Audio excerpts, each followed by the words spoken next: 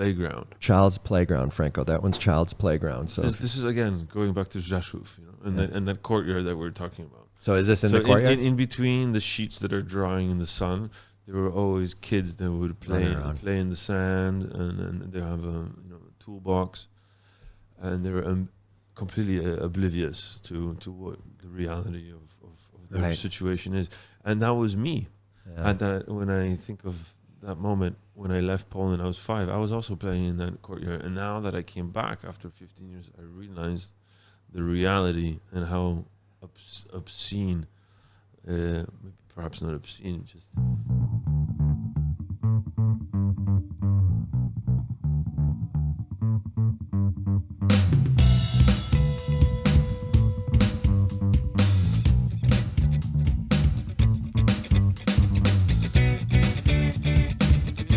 Welcome to the Roman Anton Podcast. We are here today with Kuba. Should I say Kuba or Cuba?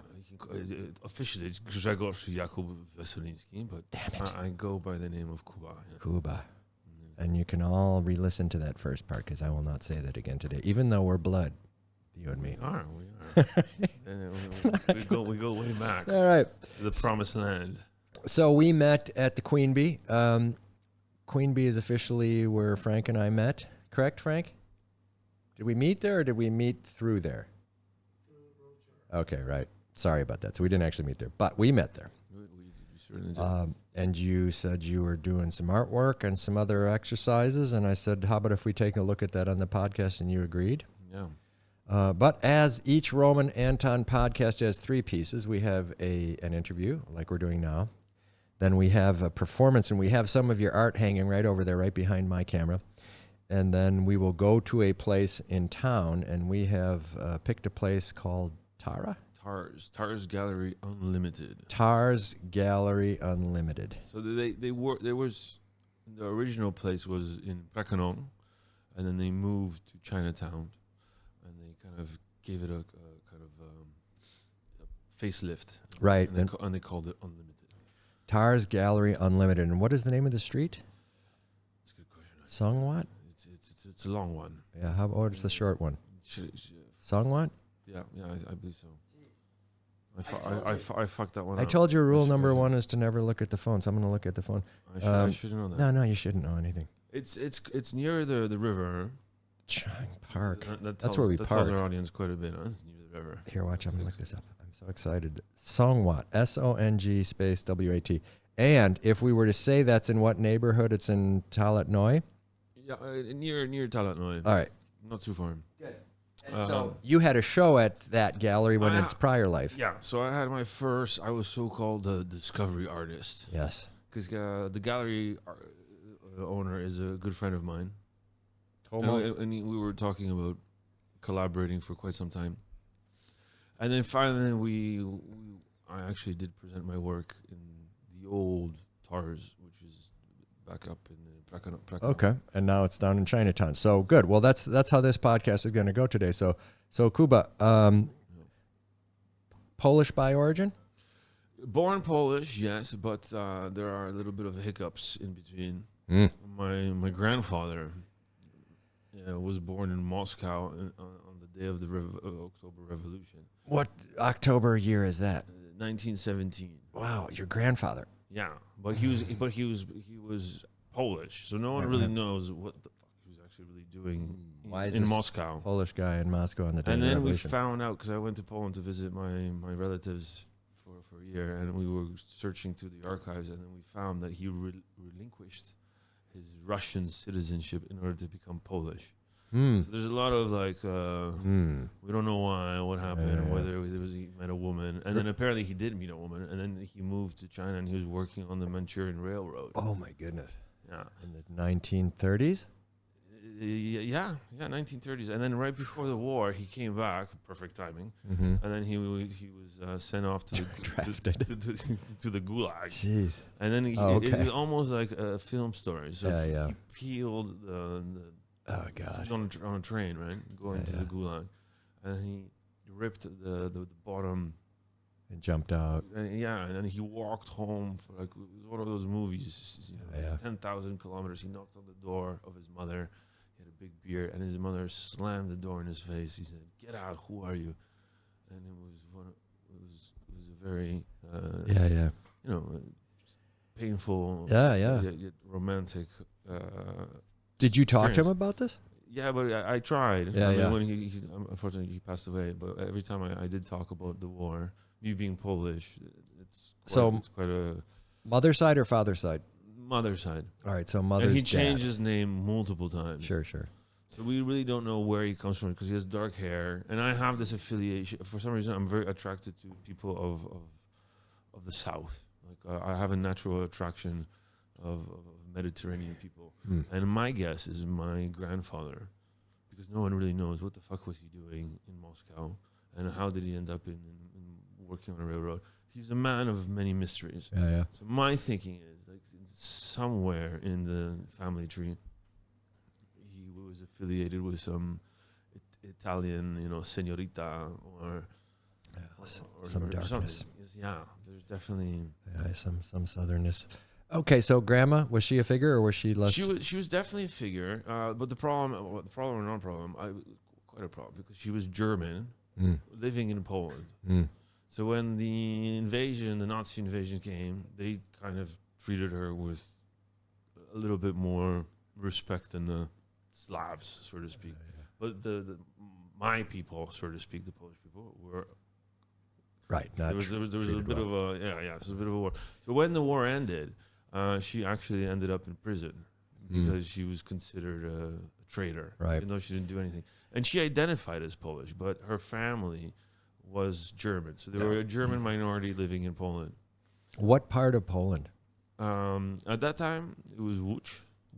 How would you spell that if you were to spell it sort of so I could look it up? Lodz. Lodz. Oh, right. Yeah. And you say that. So I would say Lodzi if I was looking at a map, right? Yeah, but there's a little accent on the L. Right, and so he said Woods. Did you hear that? So when we do the Google just to show it, it's Lodzi. That's what's just to show you how. It's a rather depressing town, but nonetheless, so all the greats, like in terms of filmmaking. If Poland's like this, where would it be? North, south, east, west? Central. It's maybe 100 kilometers from Warsaw. Okay, and Warsaw is the capital? Yes. Okay, and what are the other big cities if you were looking at a map? Well, there's Gdańsk. Gdansk, Gdansk or something like that. And then what else? Poznan. Okay. Krakow. Okay. Yeah. I personally come from Rzeszow, which is, for all the other Rzeszowiaks that are listening, I hate to break it to you, it is a bit of a provincial shithole. Yeah, how would you say that or spell that? Population 300, 400,000? I think now it's reaching 100. Nice. But Huge. 20 years ago, it was like 5,000. Huh. And now it's considered like a technological hub. Nice. So it's up and coming. Do you have people back there still or no? I have Uncle Romek. Uncle Romek. Yeah, that's the only one, family member that Mother's I have. and mother's side or father's side? He's from the father's side. And Okay. Uncle Romek is a special kind of guy. You keep in touch with him? Yeah, and I actually have... Uncle Romek. Yeah, I have a strong affiliation towards him. He is somewhat of a black sheep in the family. So he's got to be older at this point. He is, yeah. He's the only one that has never left Poland. So my whole family immigrated from Poland, apart from Uncle Romek. Uncle Romek. He stood his ground. God bless him. All right, and so on Dad's side, different Polish location? Dad's side's a little bit... Wait, we just did Mom's side, right? No, we did Mom's side. Okay. Dad's side is a bit, I want to say boring, but yeah, it's just Poles. Yeah. Nothing really to say. Same town? There were Lodz. Woods. Noble peasants, if I can call it that. Yeah. So my dad grew up on a farm riding horses. Nice. Riding horses. Yeah. So he'd sell them? He didn't breed them per se, but he rode them through the mountains. Was he a shepherd or was he moving flocks? He wasn't exactly a shepherd, no. But he just rode horses through the mountains. He would wake up in the morning, Go on journeys, jump on a horse, get a backpack, a flask of vodka, off you go, No food. And then you meet a woman by the river. That's doing squirrel doing her laundry. and then you say, forget the laundry. What mountains was it? Was it hilly? Mountainy? Yeah, so it's Podkarpaty. That's the Podkarpaty, jeez. That's the definition. So it's the mountains are above, and then we're underneath the mountains. And so what? So it's still hilly, but it's not as majestic. Were these snow-covered mountains in winter, or were they? No, they're rolling hills. Yeah. They're rather, boring, but still interesting. So not farmland in the hill parts, but at the base of the hills, there's farms and crops and things like that. Yeah, it's Polish countryside. Right? And so is that where you grew up? So I was born in Poland. Yeah. So those early days. Sorry, I was born in Rzeszow. Right. RZESZOW. There we go. We'll look that up. And my name is Grzegorz, which is GRZEGORZ. A lot of Z's and a lot of R's. Grzegorz from Rzeszow. And if I may make one remark about Rzeszow, like the limelight of what is Rzeszow. We have this one monument, this statue, and it was built by the Soviets. It was a gift from Stalin at the time in the 1950s, and everyone mocks it because it literally. Look it up if you'd like. It looks like a vagina, essentially. It's because it's these proletariats, Right. But just the architect. So now it's like a laughing stock of the whole. So the city. Rzeszow statue given by Stalin looks not like your grandparents. It looks like something else. Well, it's not as wrinkly as my grandmother. All right. Well, there it is. But it is definitely. That's the limelight. That It's shapes the desire to stay or go, I think, right? Yeah. That was my sign. But in a way, it attracts. It makes you want to come back. Yeah, but you want to look at that vagina and say, "This is where it came from." Stalin gave it to you, though, bro. Yeah, that's the problem. He's such a generous man. Oof. Gift. So they go where? Germany? France? No, originally my old man, he went to Libya. Wow. And at that time it was quite. And is this in the 40s? No. My father was born in the 50s. Okay, so he went as a younger man. I think 1970s. Yeah. Okay. But as you know, in Eastern Europe, it's rather difficult to leave the country unless you're given permission by the Politburo or whatnot. So do you remember that departure? Because you went with him, right? No, he went. No, I was 4 years old. Maybe not 4. No, I was quite a bit older, obviously. But no, he left. The whole idea at the time, for the majority of people that were living behind the Iron Curtain, was. Well, let's talk about this for 1 second. So we've jumped ahead. So you had. I'm sorry to do this, but I think for context, I think you and I probably struggle explaining certain of our formative thoughts, and one of them for me, one of the huge formative thoughts for me was 60s and 70s America and the Soviet bloc, right? Yeah. And Poland and other things. So you had grandparents that grew up in the 1900s, 1910s, 1920s, and then your parents were assumedly 30 to 40 years after that. So we're familiar with World War II, which happened in Western Europe, to sort of space it out a little bit. Central. Yeah. And so Poland was smack in the middle of all that.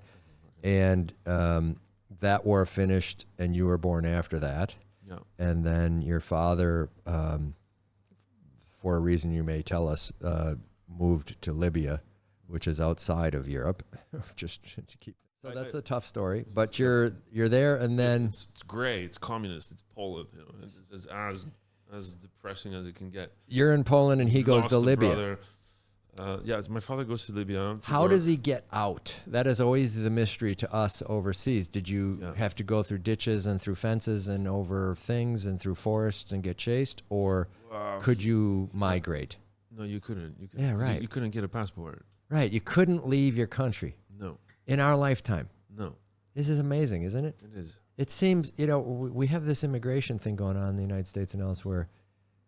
It just... It boggles the mind. And I'm looking now we like... have migration issues. Right, but you couldn't leave Poland when you were a kid, and your dad couldn't. You'd have to, if you wanted to, you'd have to, first of all, not only apply for a passport, but give reasons as to why you're going. I would like to see the Eiffel Tower. Denied. Yeah, completely. Right. I would like to go to study nuclear fission so I can bring it back to the homeland. Denied. Yeah. I want to... There's no explanation. What were the explanations that would get you out? Well, you got everything is done. I have $100,000 and I want to replace my organs. Okay. Everything was done underneath the table. Okay, so then you're saying it was who had what? He had some connections in the Politburo, in the higher line of command. The Polish he was governing body was called the Politburo? Well, Yeah, that's okay. I'm just trying to figure out the lingo. Yeah. The Communist Party. The Communist Party. But he was never affiliated with the Communist Party. He was affiliated or not. You needed their approval to get out. Yeah. Okay. But he married a very highly influential woman, and whose father was very high up in the Politburo. This is not your mother. No. So this is the second wife? This was his first wife. And then he realized, like, what am I doing with this woman? Because her and I, we have nothing to do. And he did it only for my belief, for opportunistic reasons. Right. To get out. To get the fuck out of there. Yeah. Okay. But she was beautiful, but there was no intellectual spark for him. Or for her. Okay. So it was a marriage of convenience. Is he still alive? My old man. My father. Yeah. Okay. By all means. Okay. There you go. Does he speak English? He does. Yeah. No, he has 3 passports now. He struggled to get one, and now he has 3. Right. He's an American. He's a Canadian, and he's a Polish. I mean, he keeps thinking. He has this nostalgic sentiment. Frank and I just want to tour America, and we can't do that. Your dad has 3 passports. Yeah, my dad's a piece of work. Can someone help us? Okay, go ahead. So he's now where is he now? He's in Florida. Nice. Whereabouts? Tampon Springs. Nice. Yeah. Tarpon Springs. So what is his name again? Szczepan. Is that like Steven? Pretty much. Szczepan. And he's in Florida. And mom? Mom, she's in Toronto. Jeez. Okay, right on. I got a sister. Okay. Who's very close with. She's also in Toronto. And so, when was your first move out of Poland then? Well, that was my first existential crisis that I had. Right. You were before we started. You were just about to breach this topic. So I was given my first official passport. I think at the age of 8, something like that. Okay. Yeah. And I had a best buddy in Rzeszow, one buddy whose name happened to be also Grzegorz. It's not a very popular name, but nonetheless, his name was Grzegorz. And I will never forget this moment. So I was waiting on the bus stop, and I don't understand why my mother decided that this is the time to confront this very important aspect. And which city are we in at this point? This is Rzeszów. Rzeszów. So we're in Rzeszów, and we're on the bus stop. Do you remember the bus number line? 101. We're on the number 101 line. You're 8 years old. I'm 8 years old. I'm heading to, it's called the Nowe Miasto, which means the new city. Okay. But it's the same city. With mom. With mom. I mean, no, she's actually sending me off because I'm going to visit Grzegorz, which at the time was the other Grzegorz. Was my best buddy, and he introduced me to masturbation. He introduced me to all these very provocative, new things. Perhaps I should not. Like the new city. Is this uncensored? Or it's your show. Well. Anyway, he was. He was my first influencer, so to speak. And we built trucks together, and we. So you're going to the new city. He introduced me to Metallica. Are you and mom at the bus stop when she breaks this news to you? I have mentioned that. So I was at the bus stop, and right before the 101 comes, she hands over my passport. Oh, so you have ID. I never seen a passport in my life. Right. She just hands it over, and she doesn't say anything. And I open it, and I see myself, and then I see the name, and it says Grzegorz Jakub Wesolicki, and I got so confused. I literally started crying at the bus stop. Who is this person? I'm like, where is Kuba? Am I not Kuba? Who's this fake ID? And then on top of it, she tells me, because I think she just wanted to get everything out of the bag. She's like, fuck it, there's no perfect place or time to say any of this. So she picked the bus stop of all places. You're 8 years old. I'm 8 years old. And she says, by the way, your sister, she's not really your sister. She's I was madly in love with this drunken trumpet player. And not Gregor. And your father, Shopping. Which is my father, adopted her. That's nice. And so I was so lost. And I think she kind of planned it so perfectly that I didn't have time to respond because the 101 bus arrived. The doors open. I walked in and I had to get in with my passport and You're 8. And see Grzegorz and then masturbate together after all this madness. So now you're 8 and you're going cross town on a bus alone? Yeah. With all these, new thoughts. New thoughts. And a passport.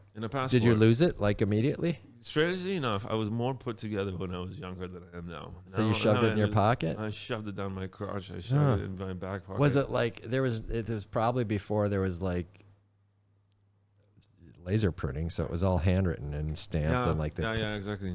Huh. But did you feel like I have a passport? I felt betrayed, abandoned. You know, all those emotions. I was questioning before I could even understand what it means to question, because I was too young. Right. When are you supposed to have those crises? At 12 or 13? Have an existential crisis when you're 8 years old. Right. What is it? 14? It's trauma, essentially. Right. So 12, 13, 14, maybe that's all understandable. Before that, it's just chaos in your head, right? Yeah, you just cry, you know. Yeah, you can't figure it out. And then after 5 minutes, you forget about it. You know? But it still is with you. Yeah, it comes back to you. So I still have these little montage, these images that I remember clearly the bus stop and my mother sitting next to me, because normally she would never even walk me to the bus stop. Right. So I knew something was up. Do the bus stops have covers over them? Or is it just a bench in the middle of a field? No. That's what we always, you know. Is it an urban? Are you living in a house or an apartment at that point? House or apartment? It was it was a block. It was a block, meaning like a bunch of apartments together. Yeah, like this typical communist. Yeah, and then out in front of it'd be a place where all the workers would go line up to take the buses. Kind of. Yeah, and not only that, I don't know if I mentioned this before. So it was kind of in the shape of a square. So you would have blocks. On the outside, the periphery. On the periphery, and in the middle you'd have a so-called playground. Right. But it wasn't really a playground. Right. The playground was where people would come and place their laundry to dry. Nice. And then that was our form of communication with our neighbors. Yeah. Whether you wanted it or not. Right. You didn't have laundry machines back then. Right. It was just you'd wash them hand. What do you call it? Hand wash. Yeah, and then there's and then you go outside to get the sun dried it. Yeah. So this is really amazing to me. So this is post. This is not post. It is post in the sense it's post-communist, right? Right. So, but it's still the vestiges of the lifestyle, because it was all built around a city plan and a common cause and a architecture and And so you had that whole vibe and you had the whole history of it, which was fresh because it wasn't historical. It was still first gen. Yeah, and I just came back from Poland. So it was my first time. Right, but let's stay on this. So you're 8. Yeah. You get the thing on the block. You get the block. You're out with your mom. Do you remember that day? Do you remember that communication? Very, very clearly, yeah. You think it's actually the history, or do you think you've embellished on it? Do you think you've made it something else in your head? No, I think it's do you remember what you were wearing? Jeans or some baggy shorts that were fourth hand-me-downs? Gray, dark clothes. Did you have shoes on? Nothing colorful at all. I think it was raining as well. Did you have on clogs or some foreign footwear? No, it was just depressing as fuck. Okay, so you're not feeling tippy-top. No, but I was going to see Grzegorz. But Grzegorz, right. And rock and roll was on its way. And he was like a big Metallica fan. Jeez. And he had this weird fetish where he would collect magazines about trucks. That's not a fetish. That rocks. Yeah, and then like 18-wheelers. Or no, like those like big. Right, like things that would cart produce around. But he would, cows. He would buy magazines and like Renault, Volvo. Who doesn't like that? Like just trucks. Frank, did you ever collect books on trucks? No. All right, so I guess that's I guess that's a Polish. I never really got it. All right, but hey, and then he'd read up on. Is Gregor still around? And I was thinking, like, do you want to be a trucker? Maybe he does. He wanted to get out. Maybe. Is he still around? Are you in touch with him? No, yeah, but we lost touch a little bit. All right, but you got to reach back out to him and warn him about this one. I was thinking about it because it's one of those like lost loves. Or maybe we'll beep it every time it comes up. Close friend. Yeah. Beep. And then beep. So you get on the bus with the passport and you want to effectively, if you had any suicidal tendencies, they were brought to the forefront. If you didn't, you just were confused and you had what you called as an existential crisis because it was brought to your attention that you were called something other than Kuba. And Kuba was the name of affection. Since birth. Right. I was always called Kuba. Huh. And then all of a sudden I open up my passport and it says, I can't even read mine. Right. Because there's all these R's, Rzeszow. And I'm like, who the fuck? Why would you even call me that? All right. And so I approached I kind of in a violent manner. Yeah, okay. And I said, why? Why would you do such a thing to me? Sort of unleash the demons. Huh? And then she gave this whole shebang. And my grandparents liked the name, but we never really liked it. And so we put it as your first name. But ultimately, you came out as a Kuba. To this day, it doesn't really I can't connect the dots. It is what it is. Okay. And I always get in shit for this, especially when I'm working, because I have to fill out. Right, you write the wrong name down. And I actually hate when people call me Greg. They're like, Kuba, we're going to need to meet you with Human Resources. We have a question for you on your application. You wrote down this name. Precisely. We've checked you with the police, and there is no KCKUBA. No. We're going to have to ask you to leave now. Yeah, that it's pretty much along that line. I'm trivializing your childhood trauma. No, you're right. It was I wasn't beaten. I get it. I wasn't you were just malnutrition. They didn't tell you who you were? They didn't tell me my name. All right. But that it's equally traumatizing. I think it shows up in your artwork, which we will see shortly. I hope so. All right. I don't know. All right, so then when do you move? When do you get out? So I left when I was around 7 with the family. Okay. 7, 8. So right before the wall fell. Before I tell you the story of how we left, can I just quickly comment on the premises where I lived, where the square block with the laundry in the middle? Yes, of course. I think Franco and I'd love to hear about this. I know it may sound boring to some viewers, this is going to be awesome. This was one of the most touching and really, I wouldn't say thought-provoking, but it really kind of made me realize where I'm from. Certain things don't change, so to speak, right? And so I went back to Rzeszow for the first time, I think it was 15 years or so, and it clearly, and the only thing that I remember. You said that was recently. Yeah. So, but post-COVID. No, just now. Like, so 2024. Yeah. This year. Okay. I was there. But the last time I was there, I was 10 years old, 8 years old, and as a kid, the first thing that you remember is through senses. So for me, Rzeszow just smelled like piss. Okay. It was but it's because there was so many alcoholics. So downtown Rzeszow, new city. It's hard to call everything's downtown. There is no downtown. It's just like the block itself. So it didn't smell good. It was just like low life and. Okay. We didn't even have kebabs, It was like I wouldn't mind the smell of a kebab, but it was just literally drunks and piss. So that was my memory, especially the train station, right? And where I lived, the first floor, there was always someone that stumbled in. So how far would the train be to Warsaw? Just so we're centered again here. To Warsaw, it's 200 kilometers. Okay, so close. So you're in the shadow of Warsaw. Okay, and so the train station doesn't smell good, and you go back. So you go back this year and you smell it, or you don't? No, that's the thing. So I didn't smell anything. Everything is fresh and clean, and it's actually, if you look it up, Rzeszów is considered the most well-maintained city in Poland. Huh. And they really did a marvelous job. Like the old square is beautifully restored. There's a beautiful... it's hard to call it Champs-Élysées, but Polish Champs-Élysées. Right. Brick road, is it? Bricks and nice? Bricks, cobblestones. Nice, and okay. And really well maintained, and you have that historic vibe. And people behave the way that they're supposed to behave. Okay, so it's changed. It's changed since you remember it. Do you think it was there and you didn't see it? It's just a completely different era because it was. Do you think it was? I think, yeah, no, completely. Because Okay, people had nothing to really live for. People just kind of gave up because the system was so fucked. And so you said that it's when you went back, it was tech-like, or there was. Now, yes. So now it's becoming this.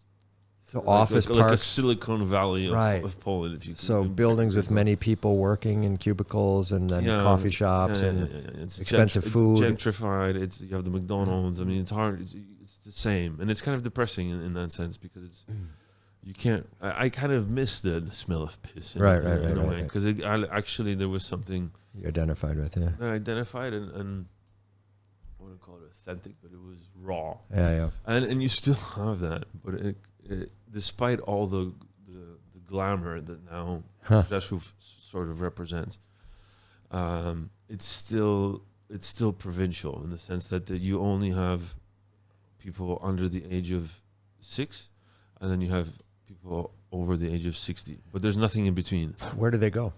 To the big city? They go to the big city. Yeah, okay. So they get to take the 200-mile bus ride and don't come back. And that's the depressing thing, because you still see these, as we call them, chotki, which means the aunties, carrying these plastic bags, stumbling through the streets, and then the plastic bags are bulging, basically touching the ground. Right. It looks heavy, it looks tired, and they have the babushka, thing on their head, and they're like fucking hell, carrying the vegetables every day back and forth, and that has remained. But that's endearing, right? It goes to the work ethic. It goes to the strength. It goes to the character. It goes to the we will take care of ourselves. We don't need a bus to take us. It's still the identity is still there, you know? Right. And we have these milk bars, which where I could go get a glass of milk. No, so milk bars in Poland, again, it comes back from the communist times. It was a place where people would go that you didn't have to spend a lot of money, but you'd still get quality food. It was like a homestay. Yeah, sure. Something short of a restaurant. Sure, yeah, far from a restaurant. What do you have tonight? We have pierogi and we have some good soup. Yeah. Okay, come on. But at that time, the fork and the knife were chained to the table. Oh, fuck. Would steal this shit. Now when I come back, luckily, I'm sorry, I'm laughing, bro. You get the utensils free of charge. Well, that's. And so again, you would have like only teenagers that would attend these places, and those real hardcore alcoholics. That would your parents give you money to go to the milk bar to eat? I would go with them. Oh, okay. So was this a night out, or was this cheaper than eating at home? This is kind of like Bangkok in the sense you have street food. I see. It's cheaper rather than cooking at home. So Gregor's too's milk bar had good food, and you'd go there and you'd eat there. Yeah, but some of the homeboys that would come in would be touchy. You wouldn't tell others that you're going to the milk bar. So is there a back door? It's a class. I see. System. Is there a back door that you sneak into, or is it? You just walk right through the entrance, and there's always. That's a public declaration. Bitchy waitress, with her pen above her, ears. Right. What do you want? Could you say that in Polish?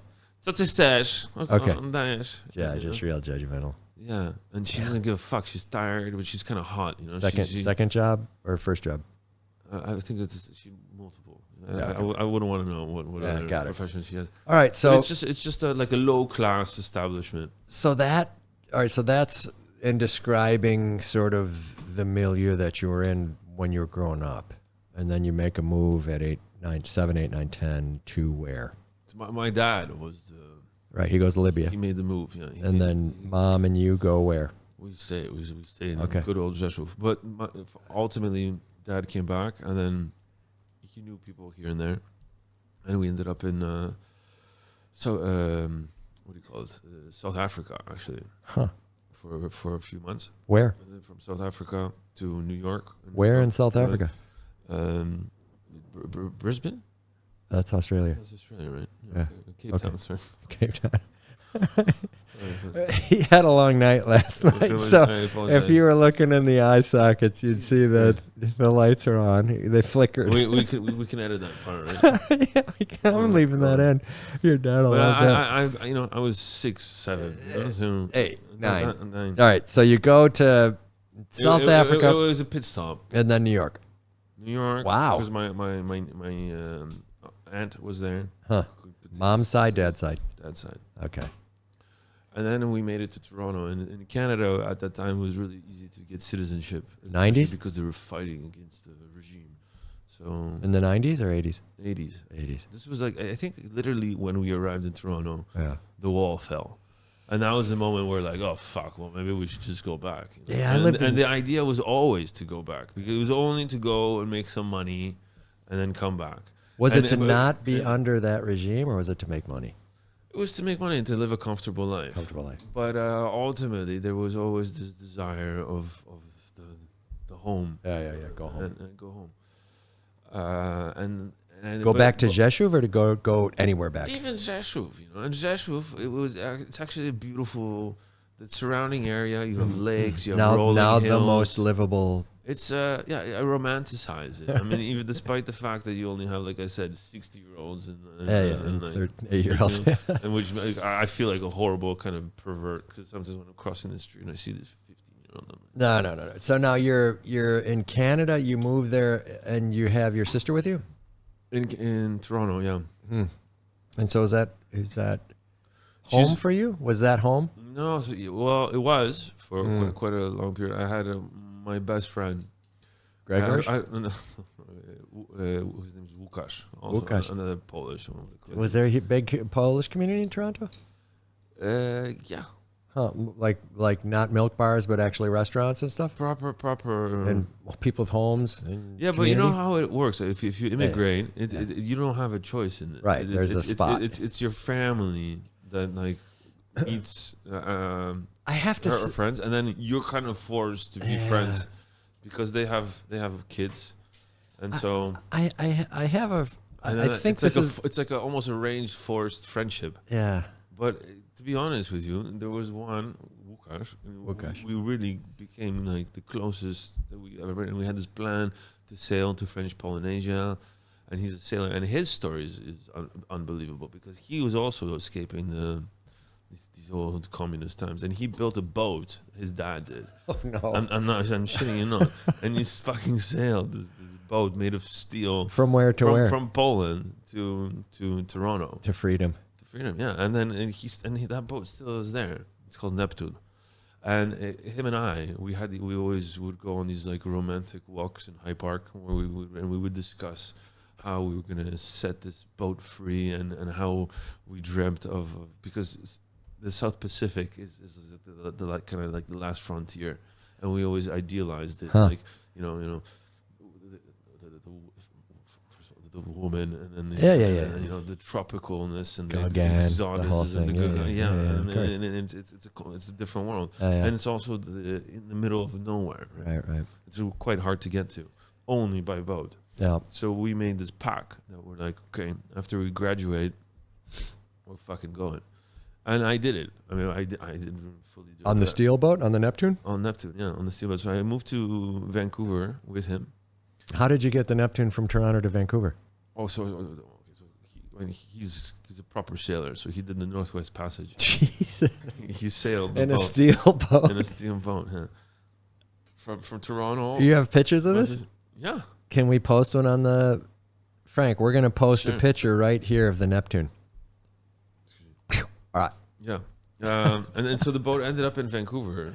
And he wanted to take, because it's his dad's boat. Dad's boat. Well, and his dad took it from Poland to Canada. Yeah. Did he go to British Columbia? Like illegally, like he left the country with no passport, no nothing, like a political. Was there like a radio editor, or was it just? And you didn't even have GPS at that time, like he was doing this. He had a sextant. Yeah, exactly. It was Columbus shit. And a steel boat. Yeah. Like, did it float, or was it? No. It's a proper boat. I understand, but steel. It's right. But it's like hand. He built it in his backyard with a blowtorch, probably. Right? Yeah, welders, like in the shipyards of Gdańsk. Really? Yeah. I mean, that's one thing Polish people are good at. They're mechanics. They're men of, especially in that. My in grandfather. Era. This is my namesake. They're physical labor, right? This is where our paths cross now. I know. My people and your people got sent to places. So we had this romantic idea, and he was my best buddy. Łukasz. That we were going to sail to the South Pacific. Wow. And at 18, roughly. That's when you're going to do 20, 21. And that was the pact. And I moved to Vancouver, and I helped out with the boat, but I am... So how long is this boat? 20 feet, 18 feet? Oh, it's bigger than that. I think it's around 20 to 30. Does it have... Yeah, it has a cabin, sleeping, of course. Kitchen? It's not one of those like Colombian drug dealing, submarines. But when comfort, the person who took it from Poland over's dad, when he took it, did he go alone? No, he took the whole family. Oh my God! Yeah. So mom? No, they fucked off. Yeah, they put everything, all their life savings. How many people in there? I believe it was four. So it was Łukasz, his dad, his mom. Wow. Just 3, actually. Jeez. Yeah. Does he remember it? Yeah. Did they have weather? Did they have like 60-foot winds? I don't know. but they are proper, like the definition of a sailor, Like they're madly in love with the idea of being out at the sea. Yeah, but most like boats Montesquieu and boats get tested by like... Well, it's made of steel. Like you don't like nothing can break steel. Yeah, but nothing if keeps it was wooden. Something can keep it not upright. yeah, clearly. No, but if they packed 5,000 oranges in there like improperly, and they didn't realize until they got out there, like, honey, there's too many oranges up front. Move them some to the back, and it's. Well, apparently it was just fishing, so they would just. Yeah, but you get scurvy if you go too long. How long did it take him to go? Łukasz, tell us how long it took that trip. Łukasz, where are you?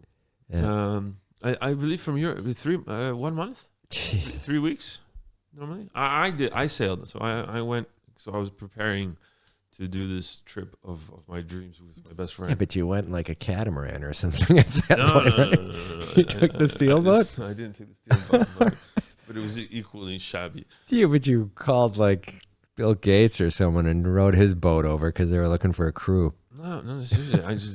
There's websites, but the problem is unless you're 18-year-old blonde. All right. Okay. Okay. So you're in Vancouver with Łukasz. You got the boat there through the Northern Passage. Yeah. That was an easy trip for him.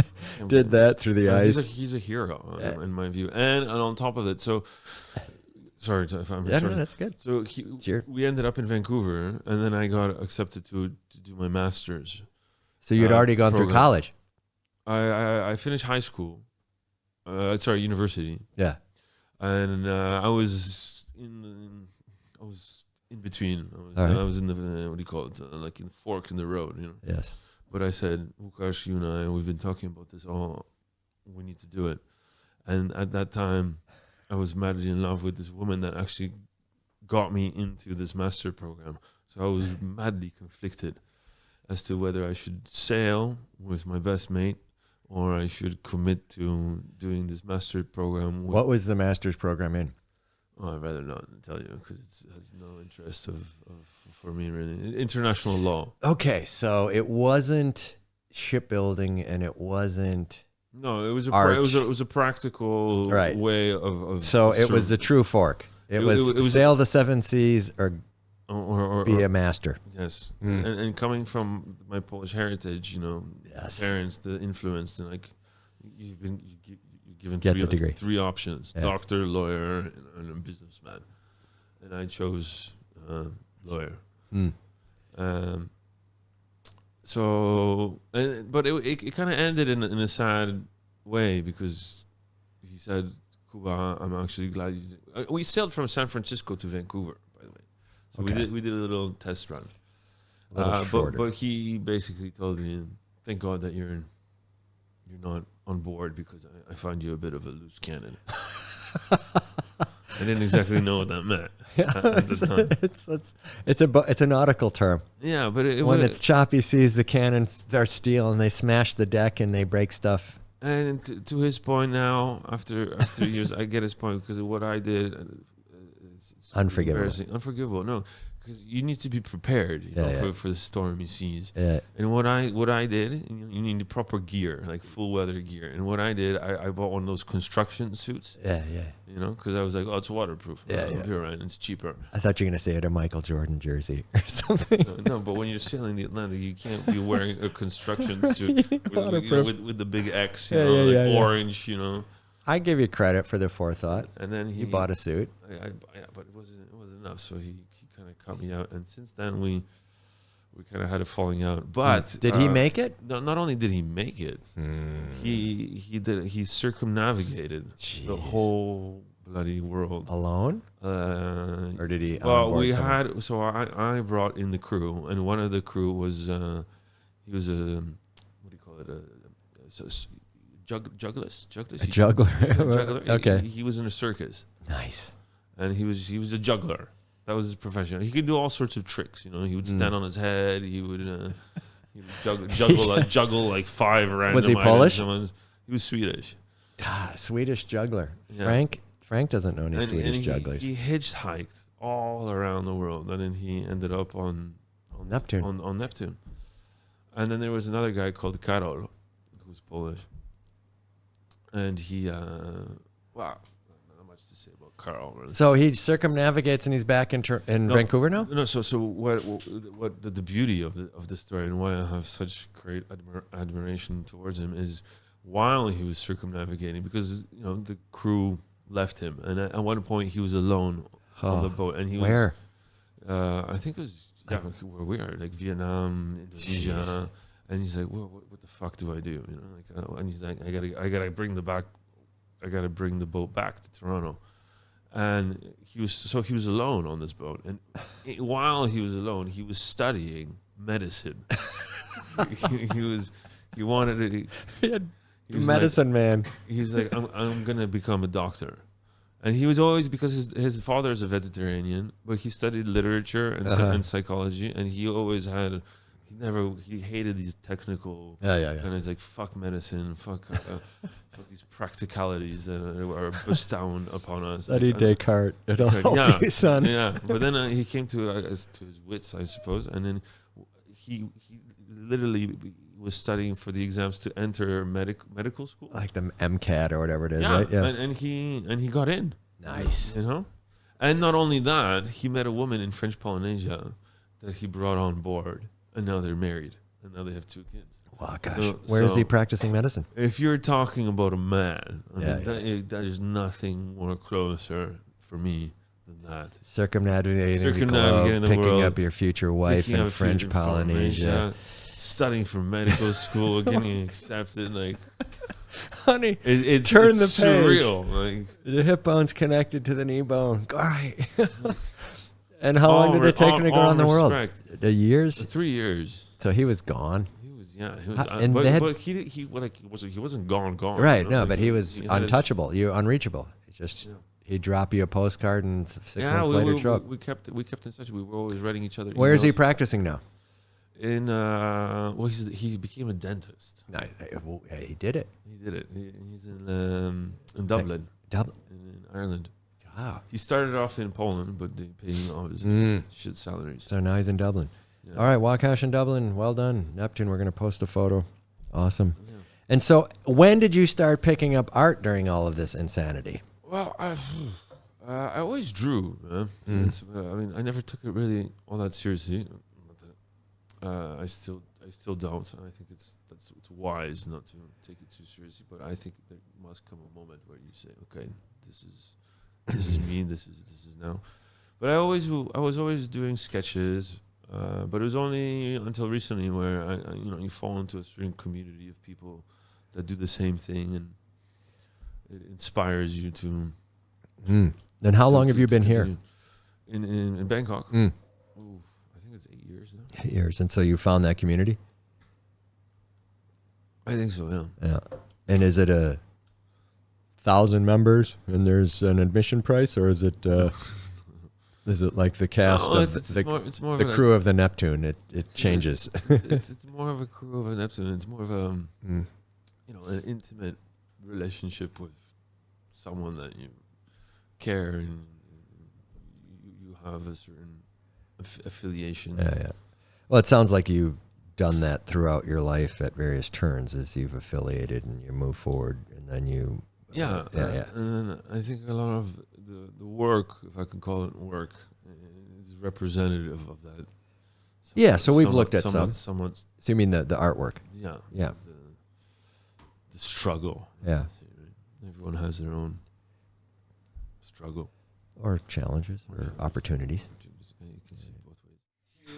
One, and so we were talking about the world odyssey, and we were talking about artwork, and we were talking about you coming here and finding a tribe and entering into the community.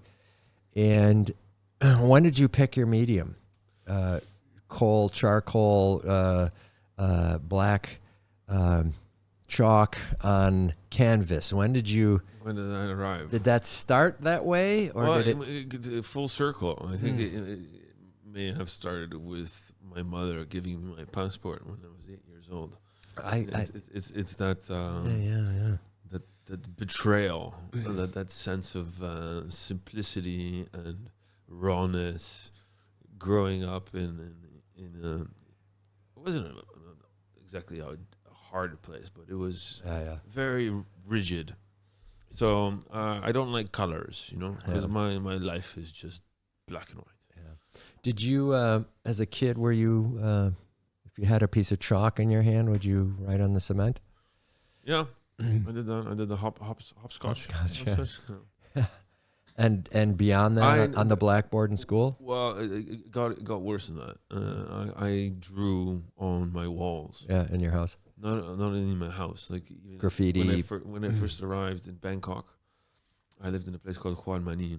It was a very simple place, and I needed to draw, but I couldn't afford stuff, and so. Maybe I could afford, but I was being lazy, and I said, "Well, fuck, this is beautiful white canvas, the wall," and so I just took charcoal and I started painting on the wall. And I did that even before coming to Bangkok, when I was in university in Utrecht. So I like drawing on walls. Point being is, I always get in shit for it. So when I move out of I think you should. When I got out of Huan Mani, the landlord was, you need to check out, and then he needed to see the property and how I left it.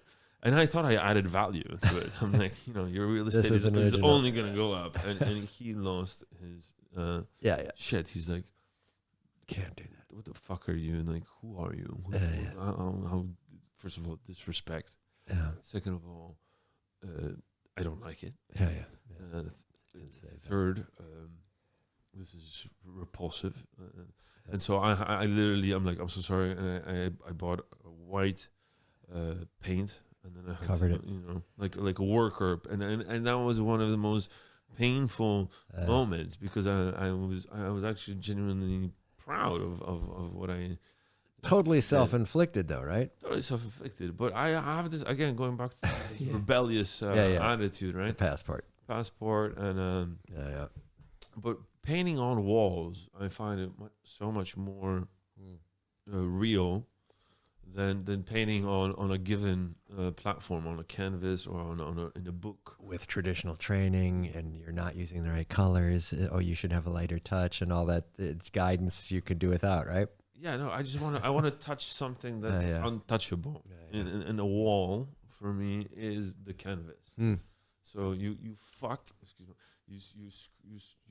play with what is normally not considered a platform to play with. Right. So and you destroy it in the process, or you improve it in the process, right? To each his own. I mean, right.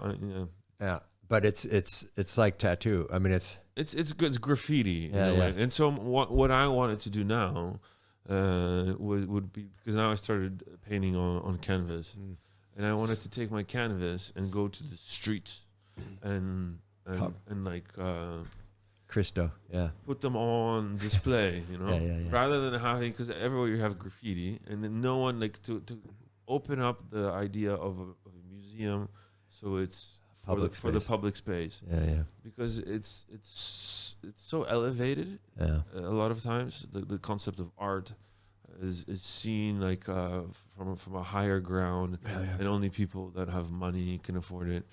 Right.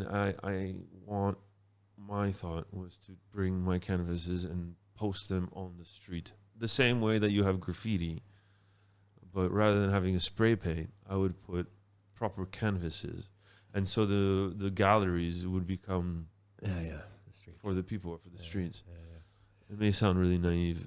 No, I think I'm sure if I were an art historian, I would have comments about that. But I imagine, I remember that guy Christo, who used to wrap islands or bridges or things in the plastic. You remember him, French guy, I think it was, or maybe he's American, I forget. But that was, and there are other things. So I don't know why I'm even commenting. It's interesting to hear you describe that, because it seems it's I want it accessible, and it's not even to be narcissistic and show off my work, but make it. What point is it? Why do you do it? Why do you do your work? Yeah, I follow. I mean, of course, there's a form of recognition that comes with it, but ultimately, you do it for yourself. But I want it to be this kind of provocative, to show the and for it to be accessible, because a lot of art these days you have to pay ridiculous prices and it's elitist, and so I want to bring work to the common people. I think one of the things. Does that sound pretentious? No. I mean, one of the things I don't feel is appropriate here is pretending like I can analyze motivation. It's just so absurd when you say, well, now, Gregor, you have, this syndrome, and it's so nonsensical. But it's such an interesting thing, because all this imagery that you talk about in your childhood of the central laundry courtyard where you. So if I may like present the scene of that, right? Because for me that was the most of course touching and that. Well, you were trying to tell me 20 minutes ago, but you were being soft about it. So I appreciate you're not saying I'm an idiot and you're not going to understand it. I mean, I appreciate that. So, I mean, I get it now. And it really makes sense, because when I saw you shove all these things in the bag, I was like, it's like laundry to him. But when you're pulling them out, you were looking at him and holding them, and you're like, no, that's upset you. I was like, wow, he really, I mean, he may have just pulled them out like it was a laundry bag. But he's like, you're talking about my artwork. Yeah, and then you were holding them up like they were, Louis Vuitton clothing. I was like, this is very funny, like how he's approaching this. Yeah. And it's like, I said, let's go show him in the garage. And then I realized there's 100 degrees. You're like, yeah, that'd be good. And I was like, wow, what is going on here? And it was, I think I'm shortchanging you today by not taking over the garage and putting all of your stuff up like you did on your Instagram. Yeah, well, that's right. Basically my work. Right. I want to showcase them. Right. And so we'll take a look at some of them now, but I'm 100% with you. And I don't think it's the showcase of not that I don't care, because that's how it may come across. No, not at all. I'm just pulling them out. And that wasn't. It was very romantic the way you expressed it, because for me, when I romantic like Gregor or Wakash, or just romantic? No, but if I just may explain that one scene, because when as I said, I just went back to Rzeszow, and that was the only thing that was keeping me sane. Oh shit! The courtyard. The courtyard. Oh geez, was it there? It was the only thing that still remained. And was it there? Yeah. Do you have a picture? I do. Can we post those two things? Can we post the Neptune and the picture of the courtyard with We could totally do that. That is awesome. But I think this is important for your history to have these two things documented. But it goes further than that. So like, I had to do this. Normally it was my mother that did it, but now that I'm a mama's boy, you had to go run down and unclip it. I would go with my laundry. I would hang it outside. And wet. In the process of doing so, you would meet all the other neighbors that were doing the same things, and then right away you strike a conversation. Wow. And then the gossip would come out. Right. Say, okay, who did you bring home last night? What happened yesterday? And then people chit chat. So when you were a young boy, did you get the context of all this? Like, I'm looking at their underwear, I'm seeing their socks, I'm seeing if they have holes in their stuff. No. Was there any judgment about it, or was it the common meeting place? No, it was more like and there were moments where you would hang your laundry alone, and you were actually hoping that someone would come and also hang their laundry alone. So it was an intimate act. Of course it but is. At the same time, you were kind of hoping that someone would come and join you and hang their laundry with you. So it was this kind of beautiful space where you're not really looking for. I mean, you're doing your own private affairs, but the other people would conflict.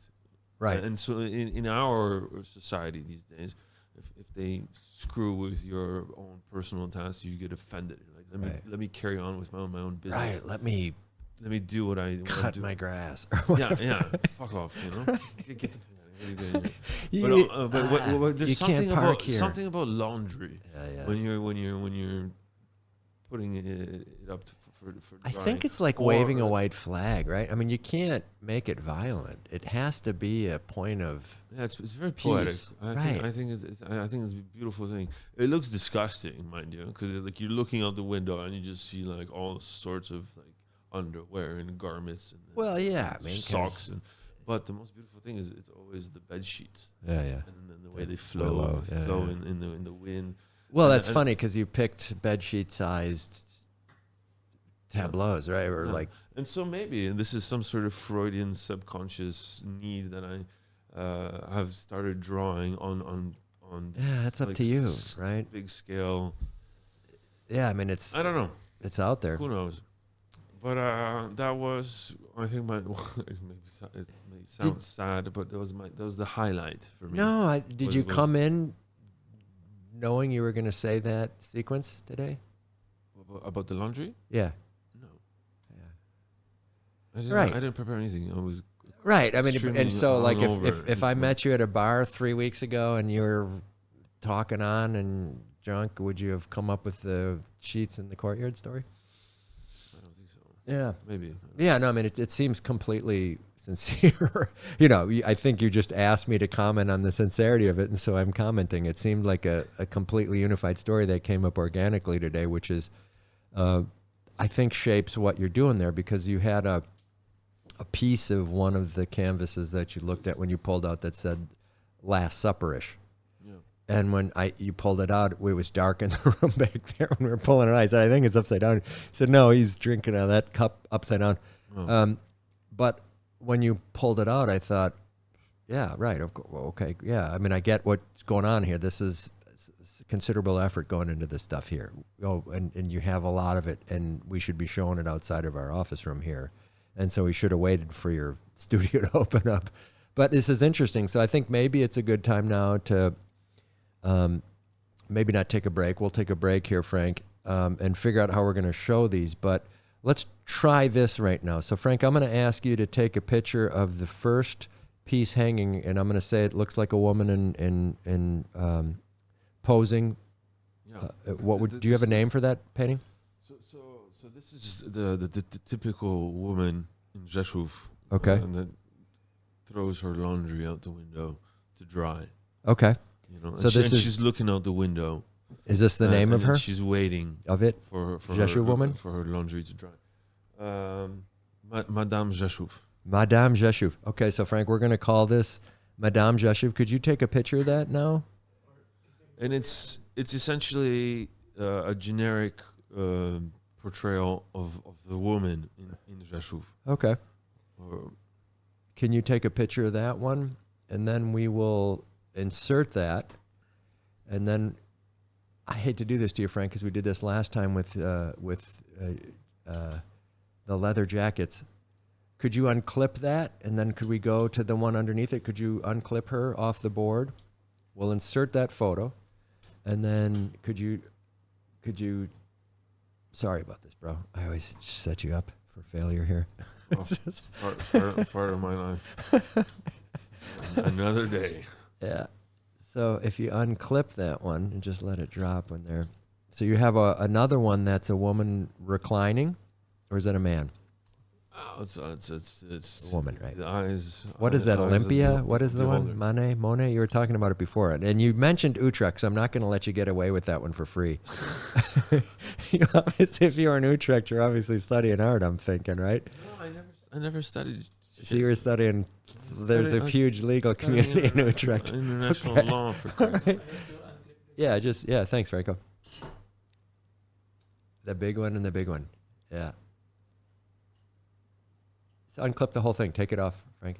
Yeah, there you go. Beautiful. All right, so now this is the next one. So Frank will take a picture of this. And so we have a woman in pose and recline. In recline. I like Yeah, that. yeah. Right. That's exactly it. Yeah, right on. It's nice. So it's, I'd say, but three and a half, to give some dimensions, because Frank will cut this up, about 4 feet by 3 feet. But there's an angel looking Yeah. after her, right? Okay, right so on. You have the sun, and at the same time an overlooking figure trying to get her. Okay. And then maybe a mountain range behind her, or some panoramic outside pastoral setting. Maybe not. Imagination is limitless. Yeah, next one. Let's go down. Thanks, Frank. Frank, now. No, we'll do it like this. This is good. Yeah, you can just take that down. He doesn't need to point. Frank's very accommodating to artwork. He's a citizen of art. No question. And I get a lot of blame for this one. Because this is not the Last Supper. This is your Guernica. This is more like Miro. Yeah, I'm with you on that. I see that. No. This is my version of the Last Supper. Yeah, I'm gonna go up. I'm gonna just walk over and clip that corner. But Frank can take a picture here. But I'm gonna do this right now. So tell me what you're thinking if you want, or just we can just post it in with no discussion. Thanks, Franco. Nice work. Yeah, you can't even clip them, but this is nice. So I like this. Right. I think this one was a good one. I mean, there's multiple errors. Yeah. Well, But the whole point of a Last Supper is for there to be errors. Yeah. Nothing is perfect in the Last Supper. So do you remember doing this one work? Was this recent? Yeah, I think it was a few months ago. Mm-hmm. Actually. And do you do it on the floor? Yeah. And you have a chalk in your hand, or do you have a tool? I use charcoal. And is it in a square form? And did you get it around, or do you hold on in your hand, or do you have a thing you insert it into? I've seen. No, just go for it. Go for it. Yeah, charcoal. Very simple. Do you like a bright light? Because it's funny, because we've had some encounters, you and I, now, and they've been in darkly lit rooms. No, but it seems like light is not necessarily something you run to for your. What do you mean by light? Just like spotlights on your canvas. Yeah. Do you need it? I mean, I need to see, obviously, what it is that I'm doing. I need to see the canvas. But once you get in the flow of things, you don't really know what you're doing. I'm horrible at explaining. Yeah. I'm not asking you to. Is, yeah, I'm just asking sort of process. Yeah. Well, so I like that one a lot. I mean, I like that. That's very cool. And I like that it's smudging as you wrap it up, and it's getting a whole different character than probably when you first put it up, right? And what a lot of people have critiqued me in the sense that I don't keep the canvas very clean. Yeah. But I think that's my, that's your thing. Forte. Yeah. You didn't keep the wall in your apartment clean for the landlord either. So this one here is interesting because this really seems to so I've evolved, but I've changed my style, trying to. So what do you call this? Just so we have the names right. So that was the Last Supper was the last one. This is Child's Playground. Child's Playground, Franco. That one's Child's Playground. So this is again going back to Rzeszow, and that courtyard that we're talking about. So is this in the courtyard? In between the sheets that are drying in the sun, there were always kids that would play in the sand, and they have a toolbox, and they were completely oblivious to what the reality of their situation is. And that was me. Yeah. When I think of that moment when I left Poland, I was 5. I was also playing in that courtyard, and now that I came back after 15 years, I realized the reality and how obscene perhaps not obscene, just how stressed. how different you are as a child. Like you don't see. That's fun. You know, Go play. Yeah, go play, have fun. Yeah, there's that Cat enjoy. Stevens songs, right? Where do the children play? That song is so profound to me because it's just like he captures. I love that. There's that because it was a father, you know. Yeah, well, that one too, right? I mean, he just captures these moments in time. But I think I get what you're saying here. And when I looked at this one, this was clearly an optimistic work for you, and you even have something elevated there, which may or may not be a happy moment. But yeah, I like this one. This one seems to be different than the rest in a couple of ways. Yeah. Okay, Frank, next one. Yeah, okay. So how about on the ground? We got a lady. So this goes back to my Catholic upbringing. Okay. The good old Mother Mary. Yeah, sure. The protectorate of all that is beautiful She must. and empowering. And I, mind you, I actually went into. I was supposed to become a priest. Yeah, of course. God, you wonder if. Funny story. I think I mentioned this numerous times, but perhaps not live on the studio. Let's do it. Embarrassing. Watch out. Story. So when you graduate from high school, there's all sorts of award ceremony. You know, best athlete, best musician, and most likely to go into the monastery. And because I went to a Catholic school, there was It's almost blasphemous. Like the fact that it's this Hegelian contradiction. How you can even have an award, and it existed. It was called Best Catholic. Yeah. And I won it. Damn. I won the Best Catholic Award. So they set you up for that, right? So my dad was in tears because he was in the back room and he saw me, and you know, I'm Polish. John Paul II, I love you. Oh, right. He was also Polish at the time. So John Paul II's name was what in Polish? Jan Paweł II. Right. So he was a Polish pope from Poland. From 78 to 90, or yeah, he had a long run, right? Well, he really hit the almost as long as Joe Biden. Which we're not commenting one way or the other. No. But he was a legend. He was a modern pope, right? For people from Rzeszow. He was. What was his hometown in Poland? I think it was Częstochowa, which is kind of equivalent to Rzeszow in a way. Yeah. It's a sister city. He's the man. Okay. Simple people. So to win the award of Best Catholic? Best Catholic. Yeah. What was that criterion measured on? Did you go to church 1,000 days in a row? I would love to know. You know. So do you think I was hated on, beat it on. You know, you're a 16-year-old kid and you win Best Catholic. Yeah. That's not very sexy at a high school. It is what it is. I don't know exactly what it meant, but I suppose I'm au contraire. I'm not. So you didn't. I struggle with as everyone does with morals, with ethics. Yeah. What does it mean to be a good person? How do I behave? Yeah, I'm sorry, I'm waving my hand in front of you, Frank. Let's do one more. I think we got one more underneath that. Is there one left? If you pull those two off. Oh, I'm sorry. Good. You're the man. You got this. You know this. So now we looked at Mary on the floor. I mean, I'm sorry it's on the floor, but that's how you created it. Yeah. And so. Which kind of belongs. Yeah, Best Catholic Award. And your dad was crying in happiness? Yeah, he was touched. Were you? By the fact that his son, you know, is the best. Were you touched by it? How can you even be like? How can you be a best Catholic? Either you're a Catholic or you're not a Catholic. There's no such thing as. Yeah, but who is your? Someone had the smartest award. Audacity. Someone had the best short story writer award. Someone had the best sports person, right? Yeah. So they create because it's what was the name of the school? Sister Mary, Mother of Magdalena. James Colnan. Okay, so Saint James Colnan. Why not? You look. They're aspirational. They want you to become a part of the family and preach. And after I won this award, it was kind of seen as a calling. So my dad automatically, and because at the time John Paul II was the Pope, and there was this aura, and then my dad's like, son, we're gonna put you into priesthood. Holy criminy! See what happens. didn't go very. Where was that located? This was in Toronto.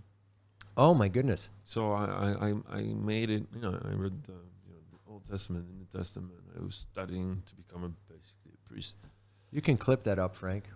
Get a good picture of that. Wow, so that's crazy. Yeah. So how does that work then? It didn't work out. It was a Catholic order in Toronto, and you were speaking English fluently at that point and not fooling around with languages, so that wasn't a problem, right? You were just going to go to a Catholic English, a Catholic. No, it was. I was in a Catholic school, right? And so you're going to go to a monastery. Then I won this Catholic award. Yeah. I went one step above. And did you start it? Yeah. How long? But I got kicked out after 6 months. Okay, so not your cup of tea.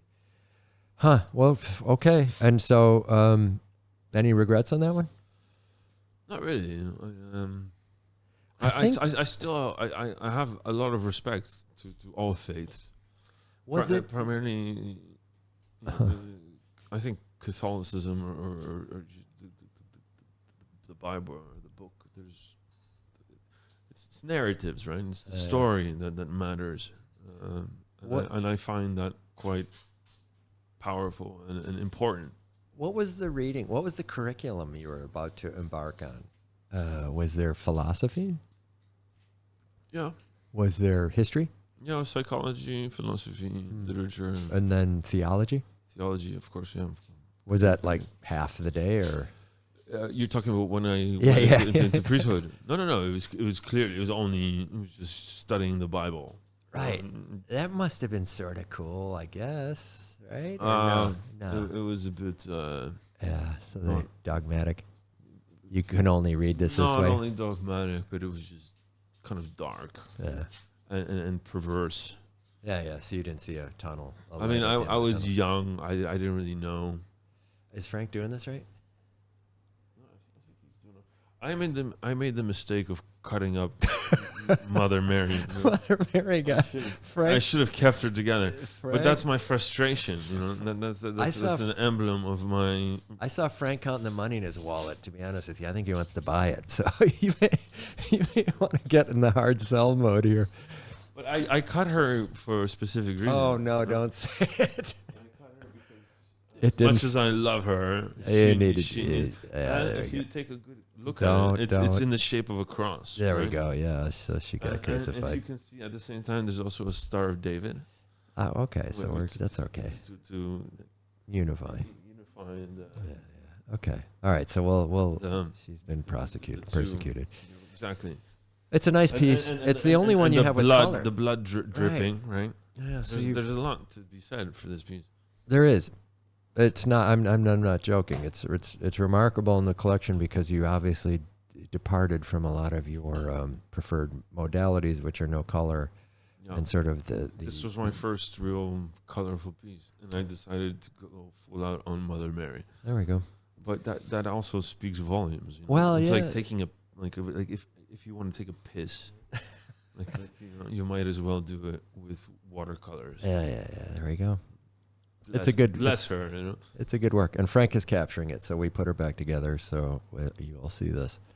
I think this is a good place to sort of move to the next place. Then, so Pierre, we had a chance to. We're going to go to visit Pierre at the gallery. Do you have plans for another show or a new show? Do you have anything coming up, or are you working? I'm working. And was your move? A desire for more space or less space, or how is your move working? Or do you have a new studio you're going to get up and running shortly? So I'm in the middle of a move. First of all, I'm as always in a somewhat of a tenuous a fork in the road. I'm with you. It never ends, for fuck's sakes. Maybe it's. I want to be on the highway, baby. But then there's always all these red lines, green lines, yellow lines, and it's okay. I think you're supposed to be there. I want peace. You're back in the Neptune, though. I know, but it's never achievable. I know it's all about the process and the struggle and or maybe not. Maybe this is Mother Mary speaking words of wisdom. but the essence of why do we continue our journey? The struggle. The struggle is ultimately sacrificial. You know, it's pain. Pain. No, I'm not. Okay, yeah. I'm with you. I'm not denying that, but it's also to create. Yeah, it's to create. But in order to create, it's not always, presto. Easy, here it is. Yeah, you know? yeah. It takes consistency, discipline, even when you don't want to fucking do it. I hate this like bullshit. Like this Bob Marley. I love the world. And like that's a good message, though, isn't it? Like, well, yes and no. Like love for me is like I love one thing, and I pick one flower out of abundance of flowers, and it's only that. It's devotion. It's discipline. It's yeah. Maybe I'm sounding a bit far right wing, but it has nothing to do with being right wing or not. Love is a very violent act, and when it comes to creation, it's the same thing. Like Marie Curie, she dedicated her whole life being in danger in order to create something. Right. So as Bukowski said, find something that you love and let it kill you. We were at the Bukowski bar today. I said this before, right? And that's. I wasn't listening. I don't have, unfortunately, the audacity or the courage to actually really take it all the way. I do the best that I can, but I wish I had, because I know what it really means to be an artist or to speak the truth, because ultimately that's what we're after, right? There are certain absolutes. I think so. And not if everything is allowed, nothing is true, as they say. So in order to find that absolute, you have to dedicate your entire life and leave everything behind. And not a lot of people have the courage to do it, because for numerous reasons, whether they have families or they have cancer, or they just don't give in to self-gratification. And that, unfortunately, we're all.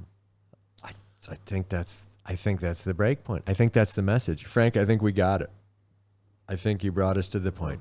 I think we're gonna have. I think this is gonna look nice too, because I think we're gonna show those, and maybe we can think about going out and showing the lot. But I think we will do justice by posting that sequence of photos we saw there. So you're gonna have to help us in the editing process. But I think I get it. I mean, I get it. It'll be interesting to see how you show these and how you work in the space. And I think Pierre's space is going to work out well for a future show. I think, in particular, upstairs might be better if I think about it, with the beams. And you know what I mean? Yeah. Right? You know what I'm talking about? Yeah. all those ladies. Right upstairs. Those Muay Thai. Yeah. So we're going to do this now. Let's end parts 1 and 2 of the Roman Anton podcast. Thank you for showing us the works, Frank. Thanks for helping move that around. I thought that was pretty cool how we did it. We got to remember this, the whiteboard thing. And then we're going to get in the car. We're going to drive across town. So we're driving to that Talat Noi area and the street that I mentioned earlier. We're going to go see it has a new name now, Tara's Unlimited. Tara's Unlimited. And we'll post the address on the website. And we're going to go up into a room that is a former Muay Thai training area, and a lot of the posters of the folks who worked out there are there. And so it's a pretty cool room. But downstairs, Frank caught some photos on the way in, and so we'll show those as well. But I appreciate you coming in today. I know I sort of caught you sideways here a little bit. It's Sunday here in Bangkok. It's July 2024. But it's really cool talking to you today. It was fun. And, I think ulterior motive, just sort of hearing about Poland was very interesting to me in and of itself. And so I'm sorry if that was the setup, but I appreciate your walking through that. I was hoping maybe one day we can sail Save the Neptune back to Poland. And Okay. do the full 360. Count me in. All right, Franco, let's break. Thank you. Nice. Was that okay? I think that was very good.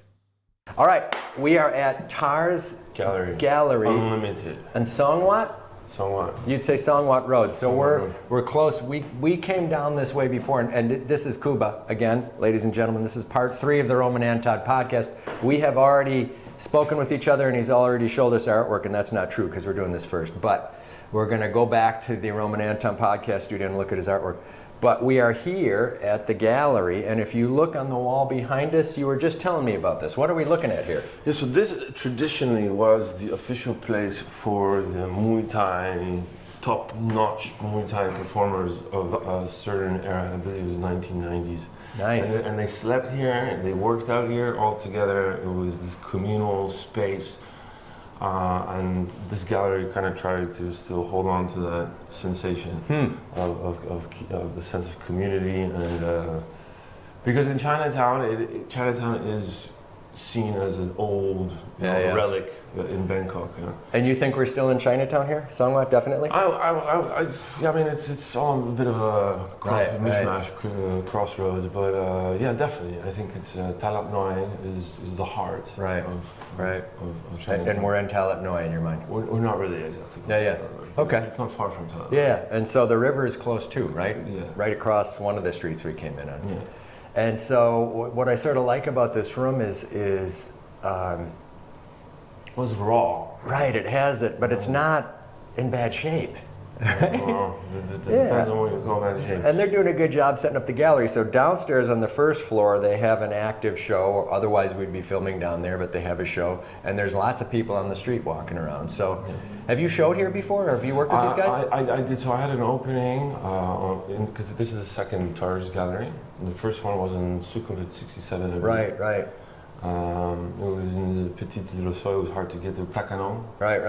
And then they moved to the roots, the heart of Bangkok, which in their minds is Chinatown, where everything started to blossom. Because if you go outside, it's an expanding city, but here is for them the essence. So they wanted to bring that kind of originality. To their work, especially as artists, you want to have that authentic feeling. Well, I mean, just 2 weeks ago, one of the Blackpink artists put a video out on the street here and had 100 million views in a day. Even I was walking the street. And it was a bit vulgar, perhaps not vulgar. Disenchanting. And you see people with their phones constantly taking these. So it's becoming gentrified. That's the issue. So I think it's just a matter of time, unfortunately. Poor bastard decides to make a new Tar somewhere else. But this one has been quite successful in the sense that it really does represent the Thai community, right? And as a Farang, as a foreigner, it's difficult to break through to the scene. So he created something that is actually for the community, and it's not this kind of a Western view, like here I am going to open up a mall, you know. Very fair comment, right? That's a fair comment. So that's why, hence the naked ladies, if you see one or two, it was don't up on the wall, right? or the boys, you know, strong men. There's a history behind this, and even if you look at the wood, I mean, it's one of the few buildings that still haven't been completely demolished. Yeah. So here's a nice space downstairs, 3 or 4 rooms. We'll get some footage of that. I think, Franco, we've already taken some footage on the way in, and we'll put this together to get a good look at this scene. But it's interesting because we got down here a little before you. We walked around the street. We went upstairs. Got a sense of the... And had pastry that we didn't really understand. It was so modern. But across green, all sorts of neon colors. Yeah, it's the first time I had a typical croissant. Like a alumni. We were fanned out, and it was with flame banana on top. But it was interesting, so there's that part of the artistic expression. Yeah. The fancy coffee shop, second floor, the hipster, awesome, but very cool. Ty's running it. And she was really hot, by the way. I went to meet you there, and I was looking for you guys, and then I kind of totally lost sight of both of you because she was just in my vision. I was like, my God, did the grace? Well, she did. She did have a good shot. I was going to sit down with her, but I said, no, I'm on a mission here, right, to do this podcast. Otherwise, her and I would have sat down for a cup of joe. For sure. Across the street, sort of the standard shop with the standard paraphernalia on the street, artifacts. It's a mishmash. Yeah. But a very cool area, and you can park down here if you come down. You can get a cab down here. I was about that. Yeah. Because I didn't know whether you were going to make it, but I'm glad you did. And so, do the other galleries? Are you familiar with the other galleries in this area? Yeah. So there's a few. I mean, the really high-level ones. Mm-hmm. They're in Ceylon. It's almost like the Mona. You know, like you walk in, it's a big block, big space, white building, very postmodern, so to speak. Mm-hmm. But it's only for these, I don't want to say established artists. Yeah, but it's easy to say. That's good. Also, it's more performance art.